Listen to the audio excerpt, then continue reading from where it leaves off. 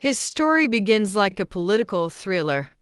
A missing teenage girl, a corruption investigation, and a powerful senator accused of hiding the truth. At the center of it all is Senator Theodore Blackensmith, a respected public figure now facing serious allegations tied to the disappearance of a young girl whose case has haunted the community for months. But the real focus of the story quickly shifts away from politics and toward two men standing on opposite sides of morality.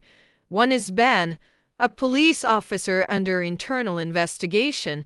The other is Keeley, another officer determined to uncover the truth no matter where it leads. When Keeley arrives unexpectedly at Ben's home, the atmosphere is immediately tense. This isn't a friendly visit. Both men know exactly why they're there. Ben tries to stay calm, but Keeley makes it clear he's no longer willing to ignore the evidence. Files were altered, statements disappeared, and someone inside the department helped protect powerful people. The deeper their conversation goes, the more complicated things become, because Ben doesn't see himself as a villain. In his mind, he made sacrifices to protect the department. He argues that keeping the senator happy meant protecting police funding, pensions, and resources for everyone else. To him, corruption wasn't personal greed, it was survival. And honestly, that's what makes this story interesting. Neither man sees himself as evil. One believes loyalty to the system matters most. The other believes truth matters more than loyalty. That conflict creates the emotional core of the entire scene.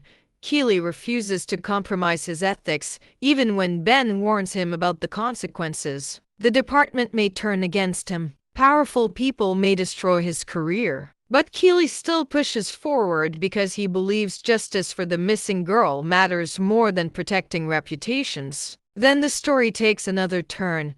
Ben reveals he knows personal secrets about Keeley, specifically about his private life and sexuality. Suddenly, the conversation shifts from professional tension to personal vulnerability.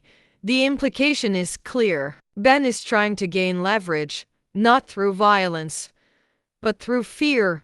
Fear of judgment, fear of exposure, fear of how others inside the department might react. But what makes Keeley compelling is that he refuses to back down. He doesn't deny who he is, and he refuses to let intimidation stop the investigation.